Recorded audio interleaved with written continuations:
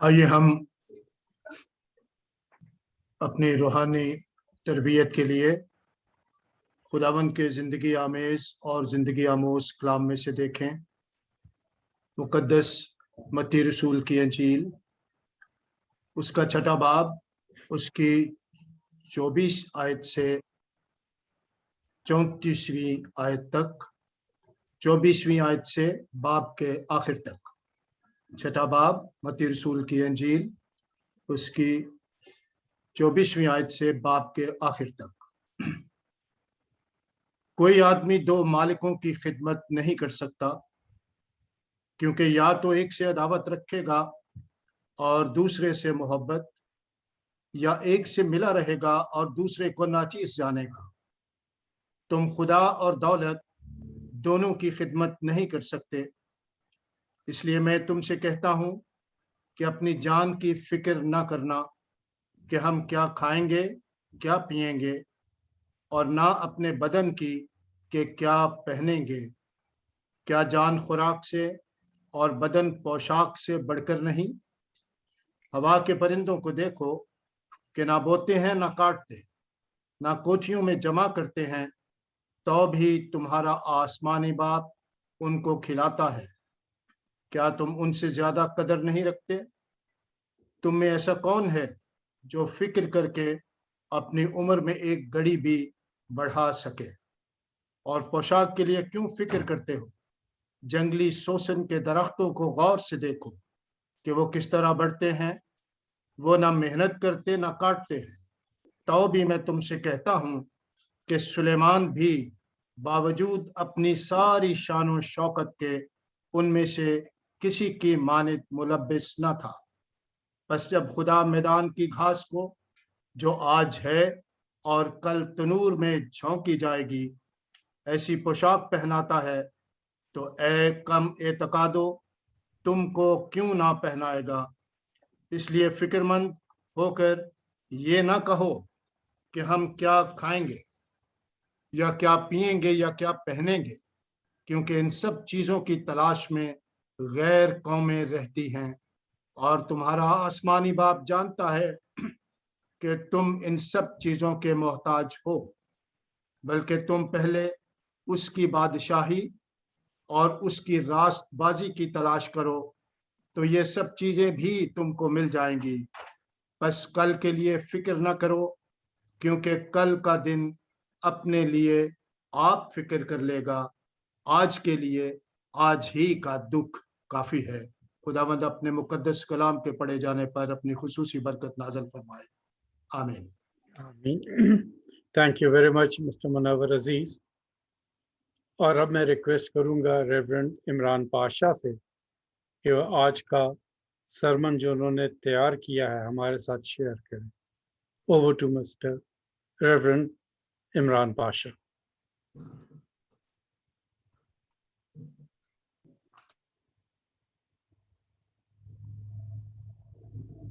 Phone mic खोल लें।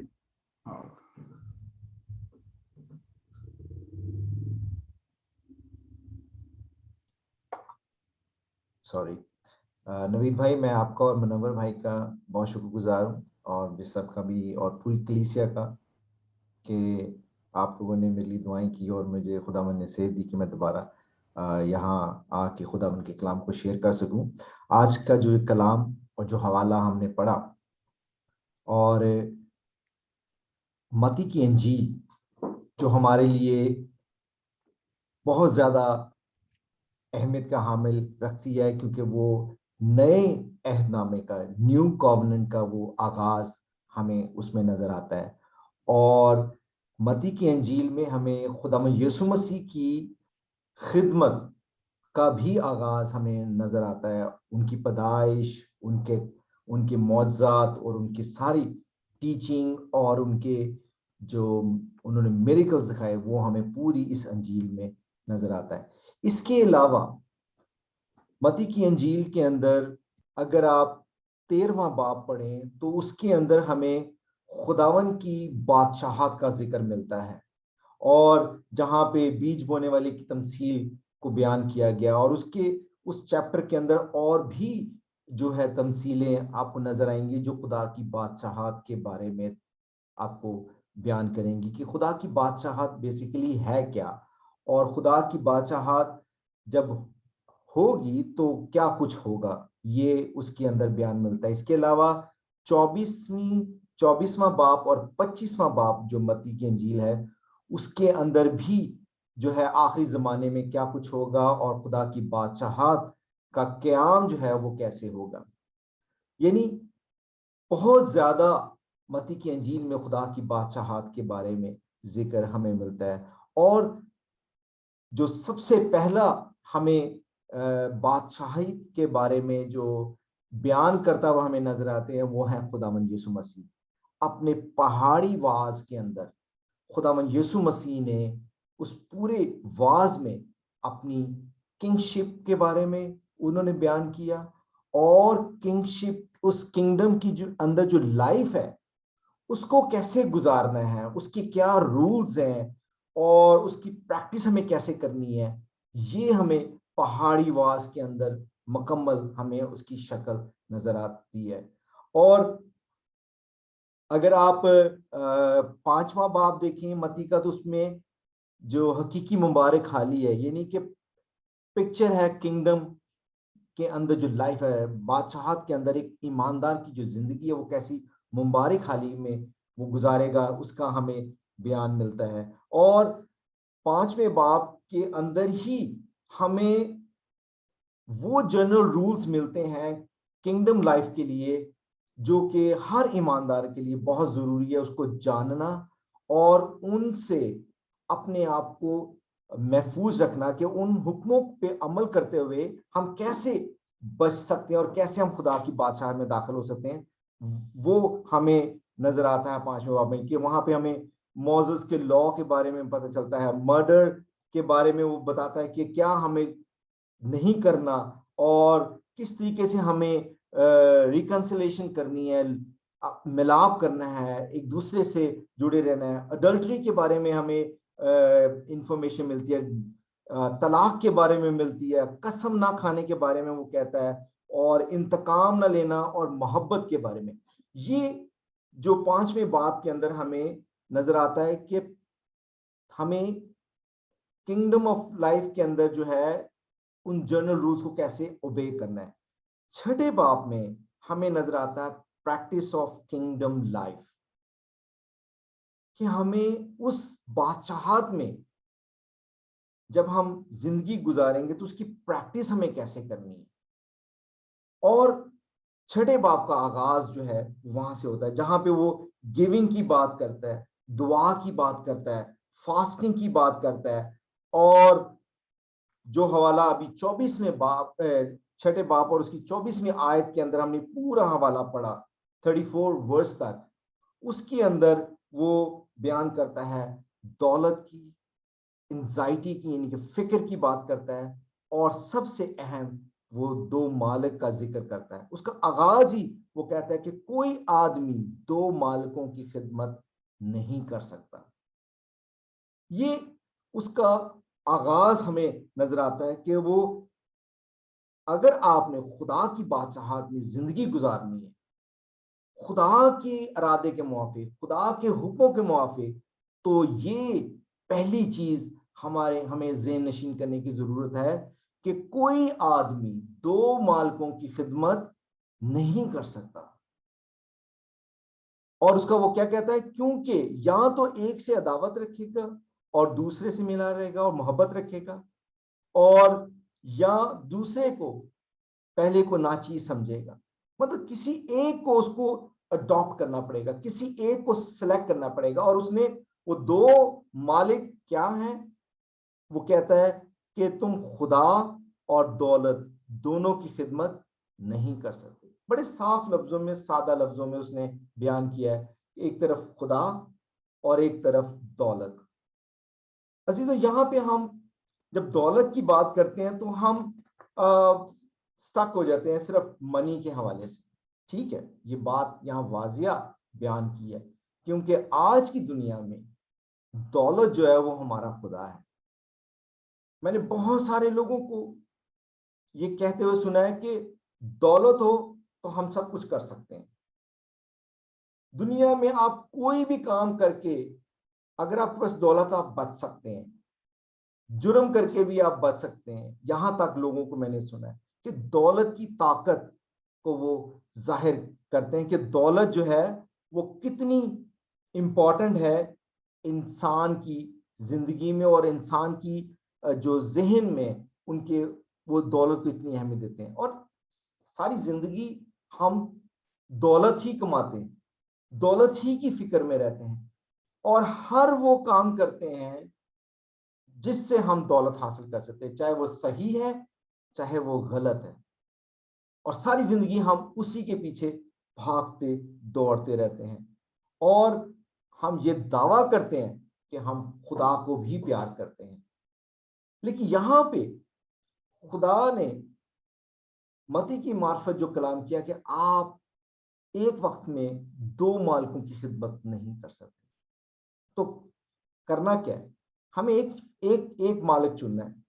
लेकिन उस एक मालिक को चुनने से पहले हमें यह जानने की जरूरत है कि दौलत जो है, हम तो अपनी जरूरतों के लिए काम करते हैं, और बहुत से लोग और बहुत से खादमों को मैंने देखा कि वो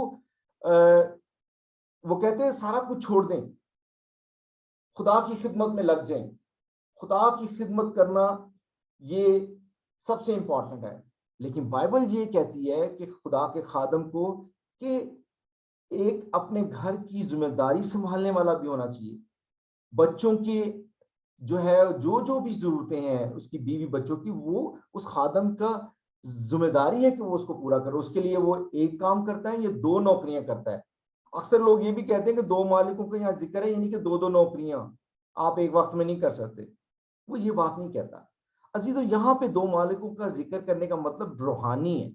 रूहानी मानों में वो बयान कर रहा है कि खुदा या हर वो चीज जो दौलत है, जायदाद है, पोजेशन है, और हर वो चीज, उसमें आपका इल्म आ सकता है, उसमें आपकी सोच आ सकती है, आपका स्टेटस आ सकता है। हर वो चीज जो आप खुदा से ज्यादा अहमियत देते हैं, वो आपका मालिक बन जाता है, क्योंकि वो आपको कंट्रोल करता है। जब आप सही और गलत फैसले के वक्त आता है तो आप अक्सर अपनी वाइफ की सुन लेते हैं, या मेरी वाइफ मेरी सुन लेती है। और मैं अगर गलत मशवरा देता हूं तो इसका मतलब मैंने अपनी वाइफ को ज्यादा अहमियत दी है गलत फैसला करने के लिए। तो मेरे लिए मेरी वाइफ क्या हुई? मेरे लिए सेकंड ऑनर हुई, मेरे लिए वो बॉस हुई, दूसरे मालिक हुई, क्योंकि मैंने खुदा की बात को फॉलो नहीं किया, खुदा के हुक्म को नहीं जाना, मैंने इंसान को अहमियत दी। वो भी मेरे लिए दूसरा मालिक ठहर सकता है। मुकाशवा 18 बाब में अगर आप देखें तो वहां पे बाबल, जो कि नहायत अमीर शहर था, और सोना चांदी हीरे मोती का कारोबार होता था, और वो बहुत फख्र करता था अपने पैसे पे। और वहां पे वो इस हद तक, यानी कि पैसे पे डिपेंड करता था कि वो खुदा की वो भूल चुके थे, खुदा की कोई अहमियत ही नहीं थी।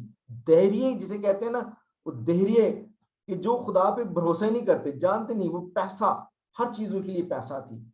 और अजीजों, वहां पे एक गॉड था जिसे गॉड ऑफ वेल्थ कहते थे, उसका नाम प्लूटस था। वो उसको, ये ग्रीक जो है मैथ्स है, उसके अंदर आपको उसका जिक्र मिलेगा कि वो, उसकी स्पिरिट कहते हैं कि वो बाबल के अंदर हमें नजर आती है कि हर चीज दौलत के मगर भागते हैं। हिंदुओं के अंदर भी एक देवी है, उनकी कोई गॉडेस्ट है, जो कि मनी, लक्ष्मी देवी जिसे कहते हैं। वो भी कहते हैं कि घर में हो तो लक्ष्मी आती है, पैसा आता है। तो वो बाबल जो था वो ऐसे था, और खुदा ने उसको बर्बाद कर दिया, तहस नहस कर दिया, क्योंकि उन्होंने खुदा से ज्यादा उन चीजों पे तवज्जो दी जो वो खुद अपने हाथों से कमाते थे। अजीजों, छठा बाप और उसकी 19वीं आयत में लिखा हुआ, अपने वास्ते जमीन पर माल जमा ना करो जहां कीड़ा और जंग खराब करता है और जहां चोर नकब लगाते और चुराते हैं, बल्कि अपने लिए आसमान पे माल जमा करो जहां ना कीड़ा खराब करता है, ना जंग, ना वहां चोर नकब लगाते और चुराते हैं। क्योंकि 21वीं आयत में वो कहता है, क्योंकि जहां तेरा माल है वहां तेरा दिल भी लगा रहेगा। मैं इस 21वीं आयत को फोकस करना चाहता हूं कि इंसान की दिल हमेशा वहां होता है जहां उसका उसका कीमती चीज होती है। हमारे लिए कीमती क्या है? हमारी बच्चे, हमारी वाइफ, पैसा, जॉब। अगर वो नहीं होगी तो हम कैसे सरवाइव करेंगे? बहुत सारी चीजें हैं, बहुत सारी चीजें हैं। और इसीलिए कलाम कहता है कि जहां तेरा माल है ना वहां तेरा दिल लगा रहेगा। लेकिन इस 19-20वीं आयत में वो कहता है कि अपना माल आसमान पे जमा करें। कैसे हम आसमान पे जमा कर सकते हैं? क्योंकि हमारे अंदर एक एंजाइटी है, फिक्र है, परेशानी है कि कल क्या होगा। पादरी साहब ने तो कह दिया फिक्र ना करें, अगर मैं काम पे नहीं जाऊंगा तो मेरे बच्चे खाना कैसे खाएंगे। खुदा का कलाम या पादरी ये नहीं कह रहा कि काम पे ना जाओ, मेहनत ना करो। आप मेहनत करें, काम करें, लेकिन खुदा को उस काम से ज्यादा तरजीह ना दें। आपकी जिंदगी में खुदा का जो दर्जा है वो हमेशा ऊपर होना चाहिए। आपका काम आपकी जरूरत है, वो कहता है जरूर करें। वो कहता है सुस्त घुटनों को से उसको नफरत है, मिसाल में कहता है। और वो चाहता है कि लोग मेहनत करें, मजदूरी करें, काम करें, लेकिन उसके साथ साथ खुदा को वक्त भी दें। जब हम खुदा को वक्त नहीं देते और अपनी तरक्की में लगे रहते हैं, अपनी प्रोजेक्शन में लगे रहते हैं, अपने आप को आगे बढ़ाने की कोशिश करते रहते हैं, तो वो कहता है कि हम अपने लिए दूसरा मालिक तलाश कर लेते हैं, जिसके लिए उसने साफ लफ्जों में कहा है कि तुम दो मालिक की एक साथ खिदमत नहीं कर सकते। और फिक्र जहां बात आती है, और वो 25वीं आयत में क्या कहता है, इसलिए मैं तुमसे कहता हूं कि अपनी जान की फिक्र ना करना, हम क्या खाएंगे, क्या पिएंगे, और ना अपने बदन की क्या पहनेंगे। क्या जान खुराक से और बदन पोशाक से बढ़कर है? जिंदगी जो है वो ज्यादा इंपॉर्टेंट है। जान, वो कहता है खुराक से ज्यादा इंपॉर्टेंट जान है, और बदन जो है वो पोशाक से ज्यादा अहम है। अगर आपका बदन नहीं रहेगा, आप में जान नहीं रहेगी, आप जिंदा नहीं रहेंगे, तो क्या करेंगी दौलत आपकी? आपकी ये सारी जिंदगी की तोगदो क्या करेगी? कुछ नहीं कर सकती। वो वो एग्जाम्पल देता तीन अपनी क्रिएशन से कि हवा के परिंदों को देखो, ना वो बोते हैं, ना वो काटते हैं, ना जमा करते हैं, खुदा उनको खुराक मुहैया करता है, क्योंकि वो खुदा के भरोसे पे हैं। वो कहता है क्या तुम इनसे ज्यादा कदर नहीं रखते? हमारी कदर इन चिरिंद परिंद से ज्यादा है। हम खुदा की छवि पे बनाए गए हैं। खुदा ने हमें अपने हाथों से बनाया, सिर्फ कलाम से नहीं बनाया, उसने हमें अपने हाथों से बनाया। तो वो हमारी फिक्र क्यों नहीं करेगा? वो कहता है फिक्र ना करो, क्योंकि फिक्र करके बाइबल मुकद्दस में ओल्ड टेस्टमेंट में लिखा कि आप अपने बाल भी जो है उनको बढ़ा नहीं सकते। वो लूका 12 बाब उसकी 13 से 21वीं आयत में वो एक एग्जाम्पल देता है। कहता है एक शख्स था, उसने फसल लगाई, बहुत अनाज हुआ, उसने कहा मैं इतने फसल को रखूंगा कहां पे? वो उसने अपने घर तोड़ा के बड़े बड़े जो है उसने वो बना लिए, अपने जमा करने के जो होता है क्या कहते हैं उसको, स्टोर रूम्स बना दिए। लेकिन खुदा ने क्या कहा उसको? उसने कहा ये ऐ नादान, आज ही के दिन तेरी जान तुझसे ले ली जाएगी। खत्म।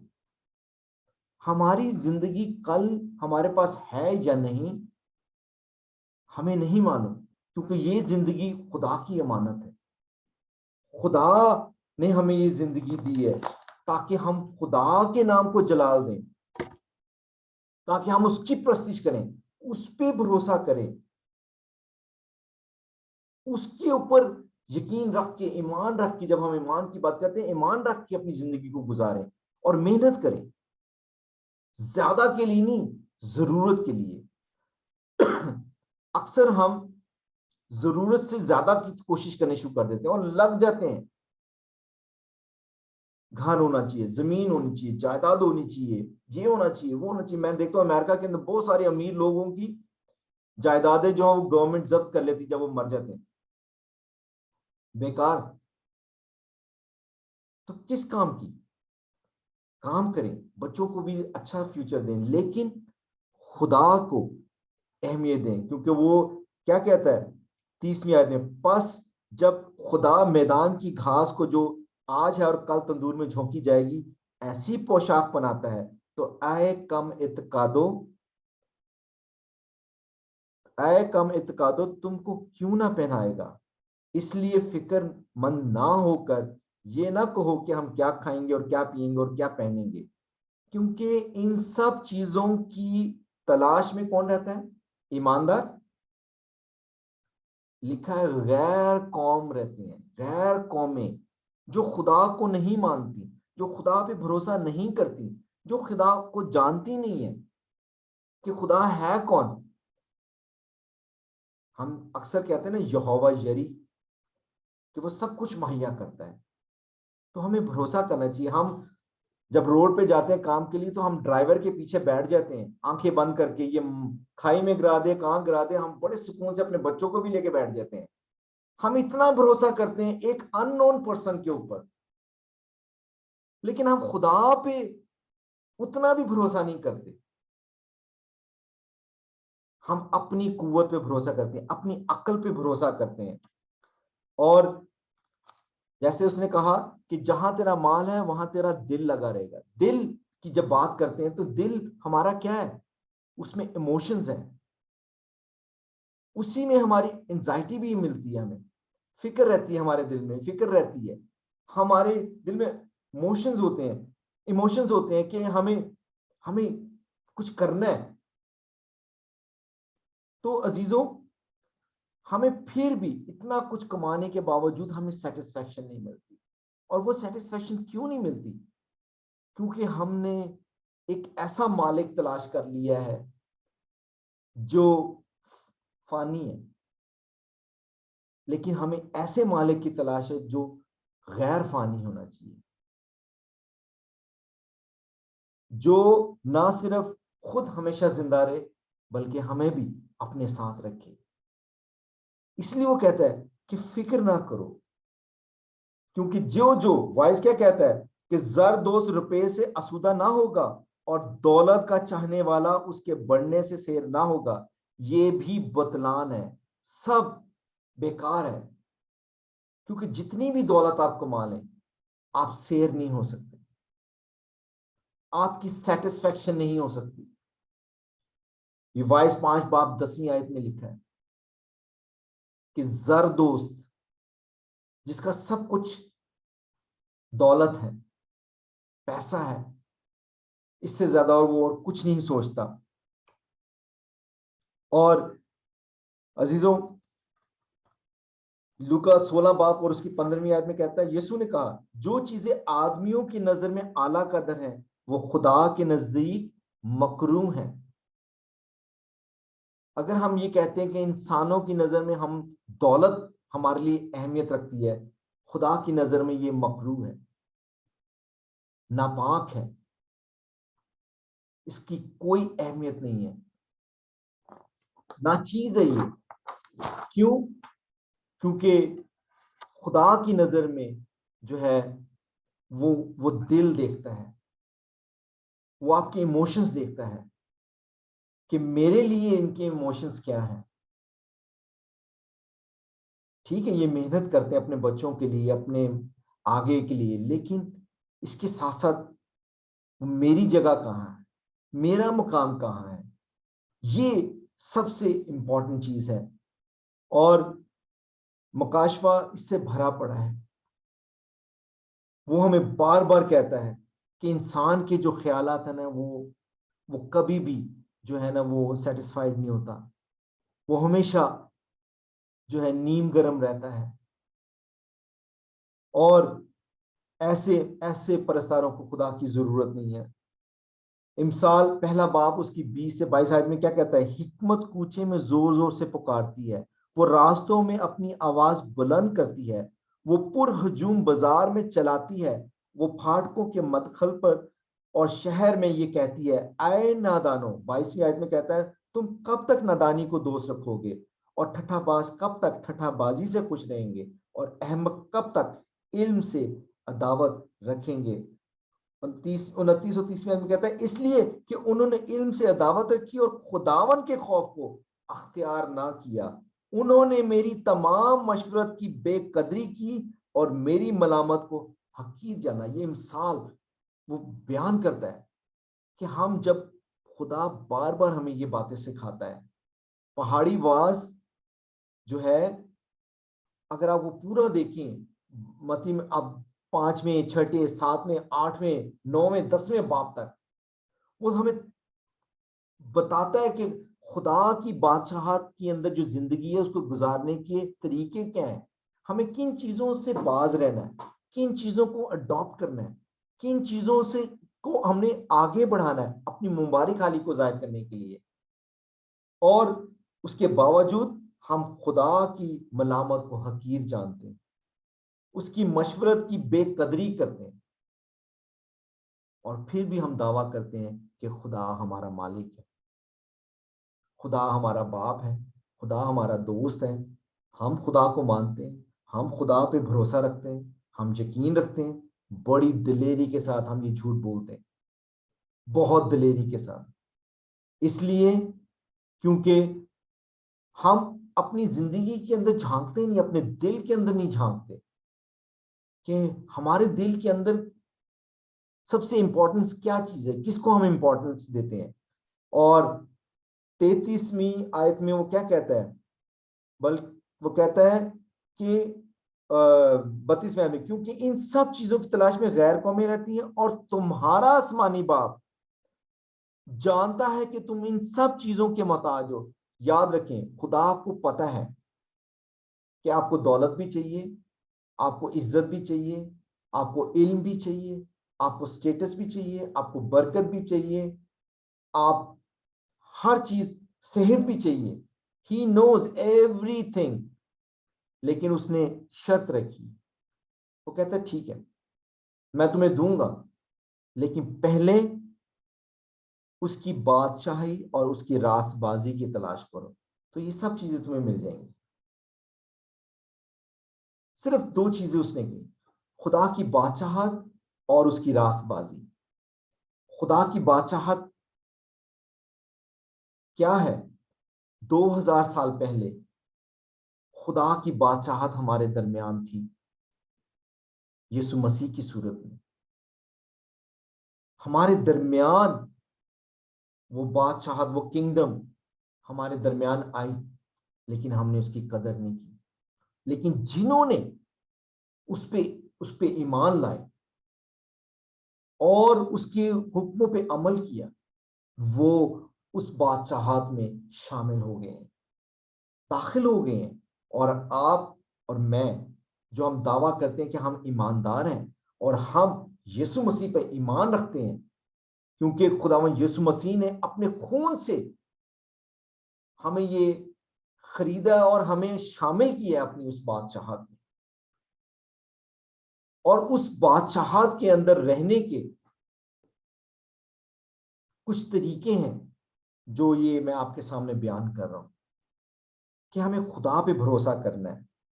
और खुदा पे जब हम भरोसा करते हैं, और उस भरोसे की बुनियाद क्या है, हम क्यों खुदावंद यीशु मसीह पे भरोसा करते हैं? क्योंकि खुदावंद यीशु मसीह ने ये प्रूफ किया है, ये साबित किया है कि वो हमारा बादशाह है। और वो कैसे? कि उसने नापाकों को साफ किया, उसने बीमारियों को दूर किया, उसने लोगों को शिफा डाला, उसने मुर्दों को जिंदा किया, उसने अंधों को बिनाई दी, लंगड़ों को चलाया, बहरों को उसने उनको बसा दी, सुनने की ताकत दी। ये खुदा का इख्तियार था कि वो बादशाह है, इख्तियार वाला है, और वो इख्तियार उसे किसने दिया? खुदा बाप ने। वो कहता है जो भी मैं करता हूं अपने बाप की मर्जी से करता हूं। खुदा बाप ने उसको इख्तियार दिया और वो हमारा बादशाहों का बादशाह है। जब हम उस पर ईमान लाते हैं तो हम ईमान ला के क्या करते हैं? गुनाहों से तौबा करते हैं। और जब हम गुनाहों से तौबा करते हैं तो हम खुदा की उस बादशाहत में शामिल हो जाते हैं, खुदा की उस बदन में शामिल हो जाते हैं। और जब हम बदन में शामिल होना और उस पर ईमान लाना, ये एक अमल है।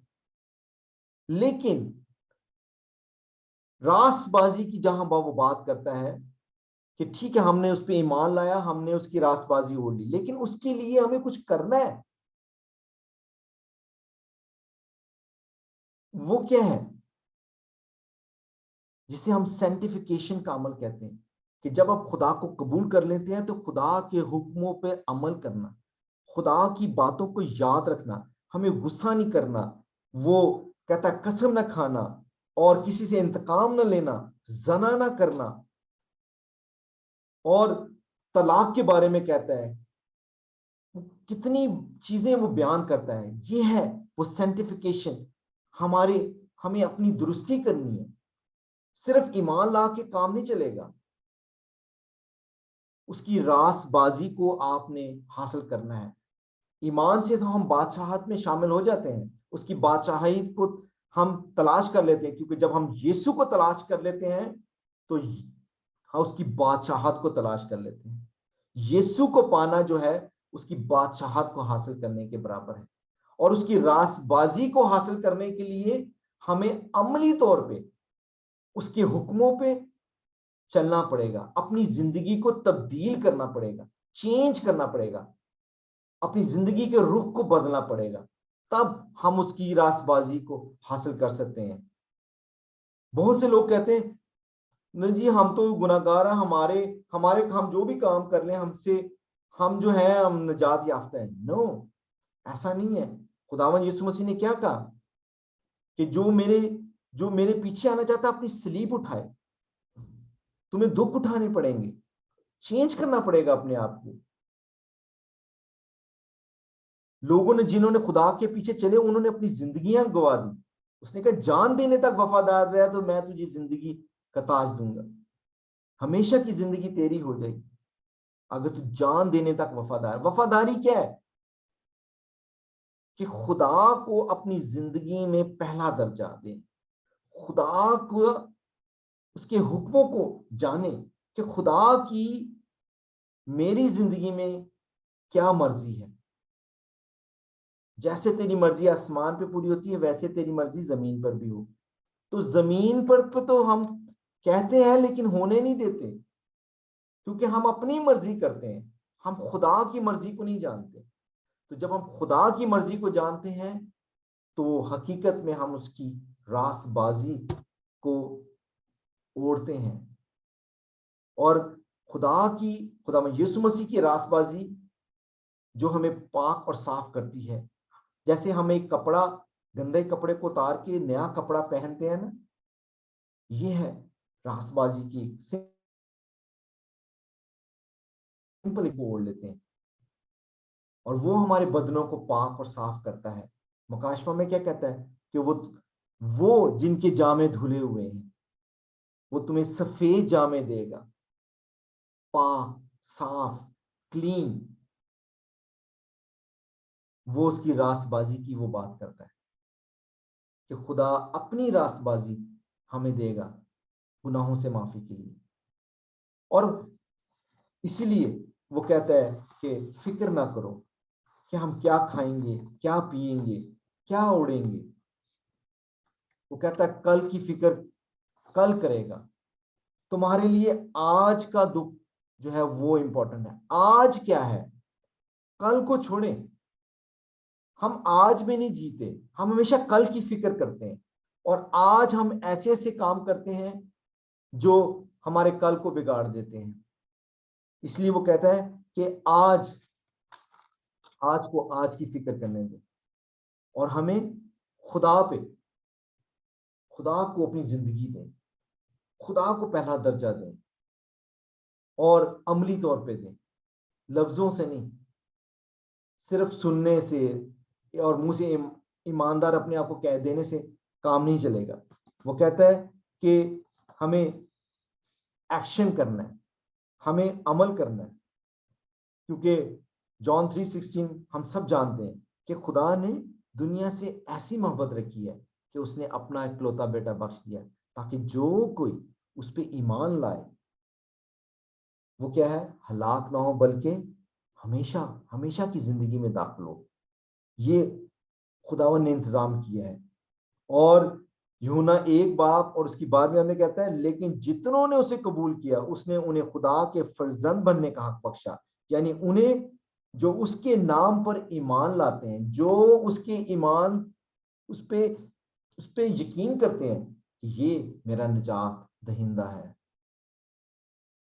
खुदा आपको जो है एक नई जिंदगी देना चाहता है और वो कहता है फिक्र ना करें, क्योंकि इंसान की जिंदगी में ये फिक्र जो है ना तभी खत्म हो सकती है जब हमारे गोल्स डिफरेंट होंगे, हमारे इमोशंस खुदा की तरफ लग जाएंगे, हमारी एंजाइटी जो है वो खुदा को तलाश करने में, उसकी बादशाहत को तलाश करने में, उसकी रासबाजी को तलाश करने में जब लग जाएगी ना, तब हम हकीकत में जो है मुबारक हाली में दाखिल होंगे, तब हम मुबारक होंगे, तब हमारे जामे जो हैं वो हमें नए जामे देगा, एक नए जलाली जिस्म देगा जो खुदा देना चाहता है। तब हमारी जो है एक उस बादशाहत में हमारी जिंदगी का आगाज होगा जो जिसके लिए खुदा ने तैयार कर रखा है। कोई महल या वहां कोई जगह नहीं है आसमान पे, खुदा ने इस जमीन पर यीशु मसीह की सूरत में हमारे लिए बादशाह तैयार की है। हमें उसके साथ उसकी रफाकत में रहना है। That is the kingdom. Heavenly kingdom ये है कि हम उसकी रफाकत में रहें। खुदावन आपको इस कलाम के वसीले से बरकत दे और खुदावन हमें तौफीक दे कि हम खुदा की बादशाहत की सही डायरेक्शन में तलाश करें और उसकी रासबाजी को हासिल करें। आइए हम अपने सरों को झुकाएंगे। जिंदा आसमानी बाप, हम तेरा शुक्र करते हैं कि खुदावन तूने हमें ये बात वाज़ह की कि खुदावन हमें किन चीज़ों की फिक्र करनी चाहिए और किन चीज़ों की फिक्र हमें नहीं करनी चाहिए। तू हमारा बाप है, तू हमारा मालिक है। खुदावन तू हमारी कमजोरियों को, नादानियों को, बेअक्लियों को खुदावन तू जानता है। तू हमें कुव्वत दे, हिकमत दनाई दे ताकि हम सही डिसीजन ले सकें और खुदावन तेरी बादशाहत की, तेरी बादशाही की खुदावन तलाश करें और खुदावन तेरी रासबाजी को ओढ़ लें और उसकी तलाश करें। मेरी इस दुआ को सुनो, कबूल कर और एक एक को जो यहाँ सुन रहे हैं और जो इस कलाम को सुनेंगे खुदा उनको बड़ी बरकत देना। तेरे प्यारे जलाल